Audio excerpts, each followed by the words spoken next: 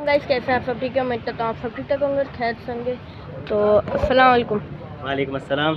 कैसे हैं आप? अल्हम्दुलिल्लाह, अल्लाह का शुक्र है। आपने काफ़ी सारे बकरों का भी सेटअप किया हुआ है अपने ये छत पे? काफ़ी सारे तो नहीं, 10 बकरे हैं। 10 बकरे। वैसे तो ये है कि जब बड़ा सेटअप होता है तो मैं इसको जाके फार्म पे रखता हूँ। अभी फ़िलहाल लेकिन गर्मी बहुत ज़्यादा है, लोग अभी बाइंग कर नहीं रहे हैं और फिर हमारा कुछ यहाँ पे इवेंट वगैरह भी था, तो अभी मैं सिर्फ 10 लाया हूँ। बाकी इंशाल्लाह जो ना ईद के थोड़ा करीब जो है ना आ जाएगी। ये आपके अपने होते हैं, आप खरीद के लाते हैं, आप पलवाते हैं? मैं ख़रीद के भी लाता हूँ, पलवाता भी हूँ। बड़ा अच्छा सवाल किया आपने, ऐसा सवाल आपके जहन में कैसे आ गया। बहरहाल इनमें से 6 बकरे मैं टंडो वालायार से लाया हूँ और 4 बकरे मेरे आए हैं मेहर जबल से। मेहर जबल गडाब के अंदर एक जगह है, वहाँ पे हमने 35 बकरियाँ आज से 3 साल पहले लेके डाली थी। अब उन बकरियों से बच्चे आते जा रहे हैं और हम उन बच्चों को बेचते जा रहे हैं। बकरियाँ अपनी जगह मौजूद हैं, ठीक है। तो वो हमारा एक छोटा सा बिज़नेस है गोट फार्मिंग का, उसकी गोट्स की ब्रीडिंग हम लोग कर रहे हैं। मैं आपको दिखा देता हूँ, आ जाए। ये बकरा मेहर जबल से आया है, हमारी बकरी का बच्चा है समझे, ठीक है। और ये तीनों मेहर जबल से आए हैं। तो पहाड़ी टाइप लग रहा है माशाल्लाह। हाँ, ये अलग नस्ल है, पहाड़ी नस्ल है, वो अलग नस्ल है। असल में पहाड़ों में ना गुलाबी और कामोरी नस्ल चलती नहीं है, क्योंकि इनके ये बहुत नाजुक होते हैं और पहाड़ों में ज़रा सख्त जान बकरे चाहिए होते हैं। गुलाबी और कामोरी इनके कान भी बड़े लंबे लंबे होते हैं, तो ये बकरे तो झाड़ियों में जाके जो ना वो घास वगैरह खाते हैं, तो ये झाड़ियों से इनके कान भी ख़राब हो जाते हैं, जो गुलाबी और कामोरी है ना। तो यहाँ पे देसी नस्ल क्रॉस ब्रीड चलती है, पहाड़ी बकरे भी कह सकते हैं इसको। इसमें कुछ बड़े बाल वाले बकरे भी होते हैं, कुछ ऐसे भी होते हैं नॉर्मल, जैसे ये ना, ये बड़े बालों वाला नहीं है, लेकिन ये भी जो है ना वो पहाड़ी कोहिस्तानी कहला गया। छोटे कान है इसके, क्रॉस बकरा है मतलब। टेडी में नहीं, टेडी नहीं है, टेडी अलग होती है। देखिए ये बकरा देखिए, हाँ ये ब्लैक में फुल, ये बिल्कुल ये फुल नस्ल ब्लैक कौन सी है? जेट ब्लैक है, ये भी क्रॉस है, देसी बकरा कहते हैं इसको, इसकी कोई ख़ास नस्ल और प्राइस क्या है इसके? इसकी प्राइस 50,000। ठीक है। तो ये हमारे पास जो बकरे हैं वो 35 से 55 तक है। ये बकरा हमारे एक दोस्त थे, उन्होंने छोटा सा बच्चा था, उन्होंने घर पे पाला थोड़े दिन, लेकिन उनके बच्चे खेलते थे, फिर बाद में वो ज़रा तंग आ गए, तो उन्होंने कहा भाई ये रखवा दो अपने पास फार्म पे। तो फिर मैंने ये रखवा दिया, 11 महीने बाद आया है ये, ठीक है। तो ये वहीं पे था। फिर ये बकरे मैं टंडो वालायार से लेकर आया था। टंडो वालायार में हैदराबाद और मीरपुर खास के बीच में एक मंडी लगती है, तो मैं आपको इंशाल्लाह एक लिस्ट दूंगा, वीडियो में लगा दीजिएगा। उसमें पूरे पाकिस्तान की 150 मंडियों की लिस्ट है। ये 130 है या 150 है, याद नहीं आ रहा मुझे, 3 साल पहले मैंने बनाई थी। तो उसके अंदर हर मंडी का लिखा हुआ है कि कौन सी मंडी किस दिन लगती है, और उसमें जो ना वो तो, और ये भी लिखा हुआ है कि कराची से उस मंडी का फासला कितना है। तो मैंने पिछले 5 साल में तकरीबन 15-20 मंडियाँ मैं घूम चुका हूँ और कुछ मंडियों में 3-3, 4-4, 5-5 मरतबा गया हूँ।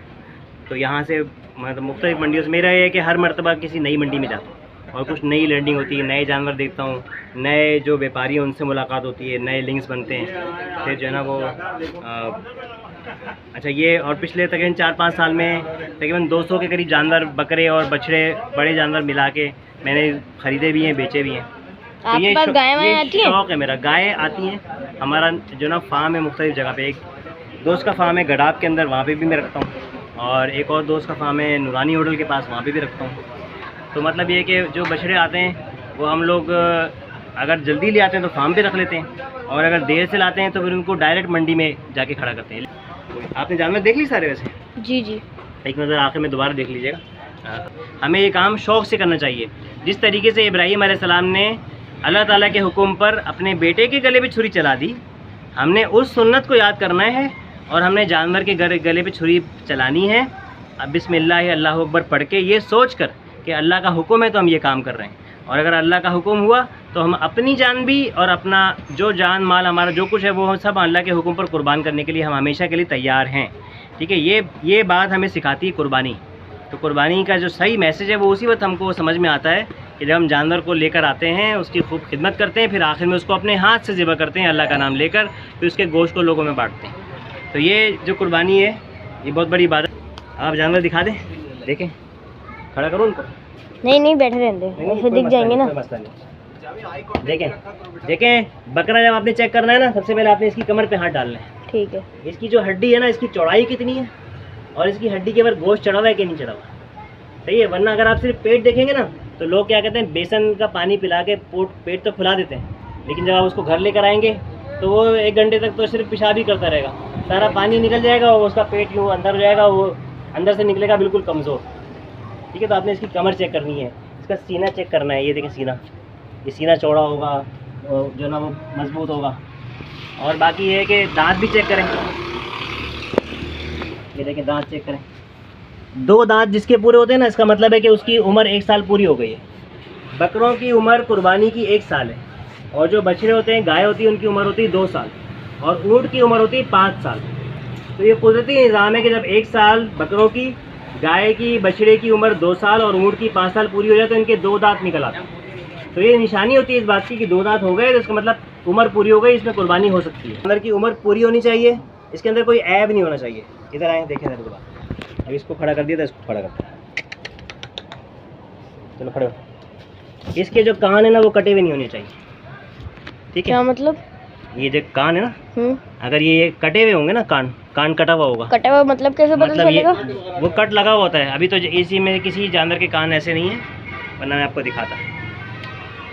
मतलब इसके कान जो है ना, इस पर कट लगा हुआ होता है। सही है, वो किसी ज़ख्म की वजह से हो जाता है। तो अगर कान कटे हुए हों तो उसकी भी कुर्बानी नहीं होती।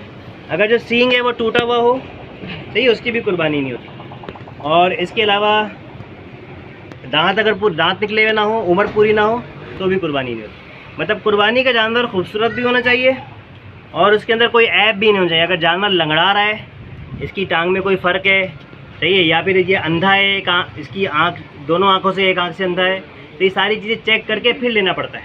तो जब मार्केट में जाएँ तो अपने साथ किसी एक्सपर्ट को लेके जाएं, ताकि वो आपको सही तरह चेक करके जानवर दिलाएं, क्योंकि इसमें बहुत धोखा होता है। और कोई सवाल तो नहीं है? कुछ आ रहा है जहन में? समझ में आया कुछ? जी, बहुत कुछ समझ में आया। जी जी, ठीक है, चलें। जज़ाकल्लाह। जज़ाकल्लाह।